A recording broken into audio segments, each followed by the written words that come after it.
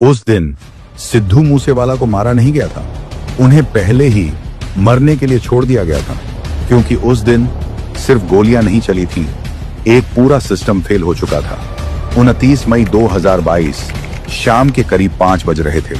पंजाब के मानसा जिले का एक छोटा सा गांव जवाहर के धूप ढल रही थी, सड़कें लगभग खाली थी, लेकिन इस सन्नाटे के पीछे कुछ बहुत खौफनाक छुपा हुआ था। जवाहर के गांव की उस पतली सड़क पर एक काली महिंद्रा थार धूल उड़ाती हुई तेजी से आगे बढ़ रही थी। उस गाड़ी में सवार था पंजाब का वो नाम, वो शख्स जिसकी भारी आवाज ने पूरी दुनिया को हिला रखा था, जिसके गानों से जिम में पसीना बहाते नौजवानों में एक अलग ही एनर्जी भर जाती थी। शुभदीप सिंह सिद्धू, यानी सिद्धू मूसेवाला। उसे बिल्कुल अंदाजा नहीं था कि मौत उसी के घर से उसका पीछा कर रही है। कुछ ही पलों में हवा में बारूद की गंध घुलने वाली थी और गोलियों की तरतराहट से पूरा पंजाब दहलने वाला था। आखिर उस दिन उस काली थार में क्या हुआ था? कौन थे वो लोग जिन्होंने बिना पलक झपकाए उस लीजेंड को छलनी कर दिया? आखिर क्यों? आज हम खोलेंगे उस काली साजिश का हर एक राज। 29 मई की उस दोपहर से जब सूरज अपने चरम पर था, मगर मूसा गांव में एक अजीब सी खामोशी पसरी थी। सिद्धू मूसेवाला अपनी हवेली में थे। आमतौर पर जब भी वो घर से निकलते थे तो उनके साथ उनकी बुलेट प्रूफ फॉर्च्यूनर होती थी और साथ में हथियारों से लैस गनमैन का एक पूरा काफिला होता था। लेकिन कहते हैं ना कि जब वक्त बुरा आता है तो इंसान की सोचने समझने की ताकत भी खत्म हो जाती है। उस दिन कुछ ऐसा ही हुआ। सिद्धू को अपनी मौसी के घर जाना था, जो खारा बरनाला गांव में रहती थी। उनकी माँ, जो गांव की सरपंच थी, सिद्धू उनसे बात करके घर से निकले। पर सबसे अजीब बात यह थी कि उस दिन सिद्धू ने अपनी जान बचाने वाली बुलेट प्रूफ फॉर्च्यूनर को गैराज में ही छोड़ दिया। उन्होंने चुनी अपनी काली महिंद्रा थर, वो गाड़ी जो खुली थी, जो कच्ची थी और जो गोलियों को रोकने के लिए बिल्कुल नहीं बनी थी। सिर्फ गाड़ी ही नहीं बदली, बल्कि उन्होंने अपने गनमैन भी कम कर दिए। उनके पास उस वक्त भी पंजाब पुलिस के 2 कमांडो थे, लेकिन थार में जगह कम होने के कारण उन्होंने उन दोनों गनमैन को साथ ले जाने से मना कर दिया और उन्हें घर पर ही रहने का आदेश दिया। सिद्धू खुद ड्राइविंग सीट पर बैठे, उनके बगल में उनके पड़ोसी और दोस्त गुरविंदर सिंह बैठे और पिछली सीट पर उनके चचेरे भाई गुरप्रीत सिंह। शाम के करीब 5 बजे काली थार हवेली के बड़े गेट से बाहर निकली। हवेली के बाहर खड़े उनके चाहने वालों ने हाथ हिलाया, मगर किसी को नहीं पता था कि यह उनका आखिरी सलाम है। गाड़ी मूसा गांव की पक्की सड़क को छोड़कर जवाहर के गांव वाले रूट पर मुड़ गई। यह एक शॉर्टकट था, मगर इंतजार दुश्मन हफ्तों से कर रहे थे। कहते हैं कि घर का भेदी लंका ढहे। पुलिस की इन्वेस्टिगेशन बताती है कि मूसा गांव में ही कुछ ऐसे लोग मौजूद थे जो पल पल की खबर दुश्मनों तक पहुंचा रहे थे। जैसे ही थार घर से निकली, कहीं दूर बैठे एक फोन पर घंटी बजी और उधर से सिर्फ एक इशारा मिला। पंछी पिंजरे से निकल चुका है और सबसे बड़ी बात, वो आज बिना सुरक्षा के है। ये मौका था, वो मौका जिसका कनाडा में बैठे गोल्डी बराड़ और तिहाड़ जेल में बंद लॉरेंस बिश्नोई को बेसब्री से इंतजार था।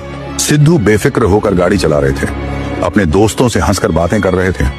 उन्हें लग रहा था कि यह उनका इलाका है, यहाँ परिंदा भी पर नहीं मार सकता। लेकिन वो अनजान थे कि मौत साए की तरह उनके पीछे लग चुकी है। गाड़ी आगे बढ़ रही थी और उनके पीछे एक सफेद रंग की कोरोला कार लग चुकी थी। ये कोई आम कार नहीं थी, इसमें वो शार्प शूटर्स बैठे थे जिनके सिर पर खून सवार था। इससे थोड़ी ही दूरी पर एक बोलेरो जीप भी थी। ये एक पूरा जाल था जिसे बहुत बारीकी से बुना गया था। सिद्धू ने शायद रियर व्यू मिरर में उस गाड़ी को देखा भी होगा, लेकिन पंजाब में उनके फैंस अक्सर उनकी गाड़ी का पीछा करते थे। शायद सिद्धू को लगा होगा कि यह भी कोई फैन है, लेकिन वो फैंस नहीं थे, वो काल थे। जैसे जैसे गाड़ी जवाहर के गांव के नजदीक पहुंची, माहौल तनावपूर्ण होने लगा। बोलेरो जीप आगे से रास्ता रोकने के लिए तैयार थी और कोरोला पीछे से दबाव बना रही थी। ये ठीक वैसा ही था जैसे शिकारी अपने शिकार को घेरता है। सिद्धू की थार की रफ्तार थोड़ी कम थी क्योंकि रास्ता खराब था। तभी पीछे आ रही कोरोला ने अपनी स्पीड तेज की। यह इशारा था कि अब खेल शुरू होने वाला है। जो साजिश कनाडा में बैठे गोल्डी बराड़ ने रची थी और जिसे दिल्ली की तिहाड़ जेल से लॉरेंस बिश्नोई ने हरी झंडी दी थी, वो अब अपने अंजाम तक पहुंचने वाली थी।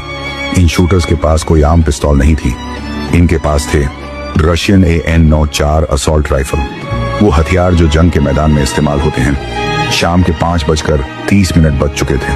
अचानक सामने से बोलेरो जीप आई और उसने सिद्धू की थार का रास्ता रोक दिया। सिद्धू ने ब्रेक लगाया। धूल का गुब्बार अभी बैठा भी नहीं था कि पीछे से कोरोला कार एकदम सटकर रुक गई। सिद्धू समझ गए कि यह नॉर्मल नहीं है, यह एक ट्रैप है। उन्होंने रिवर्स गियर डालने की कोशिश की और अपनी सीट के नीचे रखी पिस्तौल निकाली, लेकिन दुश्मनों ने उन्हें सोचने का वक्त ही नहीं दिया। गाड़ियों के दरवाजे खुले और 6 शूटर बाहर निकले, चेहरे बेखौफ और हाथों में मौत का सामान। और फिर शुरू हुआ वो मंजर जिसे याद करके आज भी दिल दहल जाता है। पहली गोली चली, ये चेतावनी नहीं थी, सीधा निशाना थी। सिद्धू ने गाड़ी भगाने की कोशिश की, मगर अगली ही गोली ने थार के टायर को फाड़ दिया। गाड़ी एक झटके के साथ झुक गई। अब वो एक जगह फंस चुके थे, एक लोहे के पिंजरे में जिसे चारों तरफ से भेड़ियों ने घेर लिया था। सिद्धू ने हार नहीं मानी।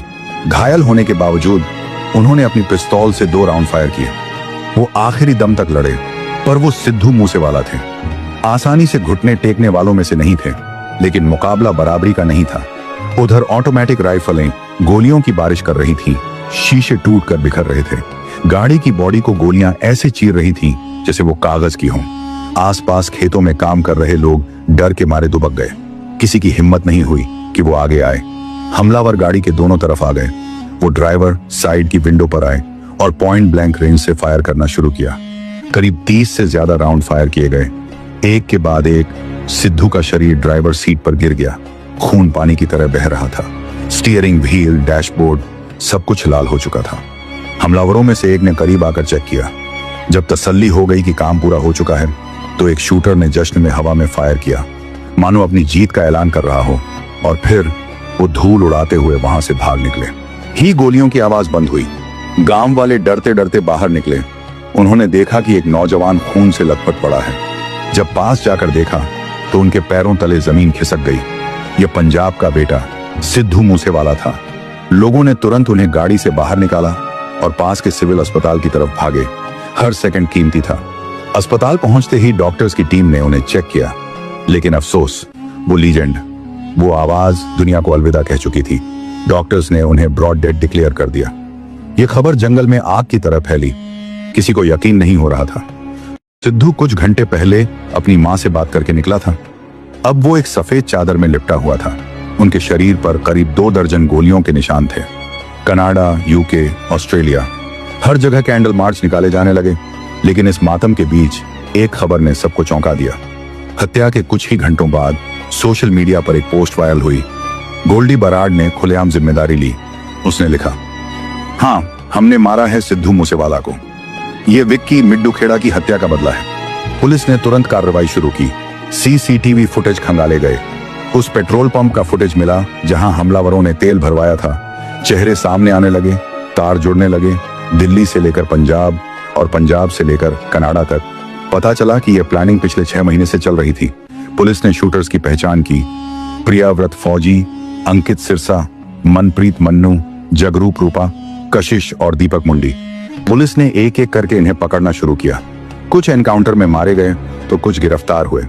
लेकिन सवाल वही था, इतनी नफरत क्यों? इस कहानी की जड़ें बहुत गहरी थी। कॉलेज पॉलिटिक्स से शुरू हुई दुश्मनी गैंगवार में बदल चुकी थी। विक्की मिड्डू खेड़ा की मोहाली में हत्या कर दी गई थी। लॉरेंस गैंग का मानना था कि विक्की के कातिलों को सिद्धू के मैनेजर शगनप्रीत ने पनाह दी थी। बस इसी वहम या हकीकत ने सिद्धू का डेथ वारंट साइन कर दिया। सिद्धू मूसेवाला, जो अपने गानों में अक्सर हथियारों की बात करते थे, असल जिंदगी में उसी हिंसा का शिकार हो गए। ये एक दुखद अंत था। एक ऐसा कलाकार जिसने जीरो से हीरो बनने का सफर तय किया, वो सिस्टम और गैंगवार की चक्की में पीस गया। आज सिद्धू हमारे बीच नहीं है, लेकिन उनके बूढ़े माता पिता आज भी इंसाफ की लड़ाई लड़ रहे हैं। वो बाप जब अपनी पगड़ी उतारकर लोगों के सामने इंसाफ मांगता है तो पत्थर दिल भी पिघल जाता है। ये घटना हमें सिखाती है कि शोहरत की कीमत कभी कभी जान देकर चुकानी पड़ती है, चाहे आप कितने भी बड़े क्यों ना हो जाएं। सुरक्षा हमेशा जरूरी है। तो दोस्तों, ये थी कहानी सिद्धू मूसेवाला के आखिरी सफर की। अगर आपको हमारी यह इन्वेस्टिगेशन पसंद आई हो तो वीडियो को लाइक जरूर करें। कमेंट में लेजेंड्स नेवर डाई लिखना ना भूलें।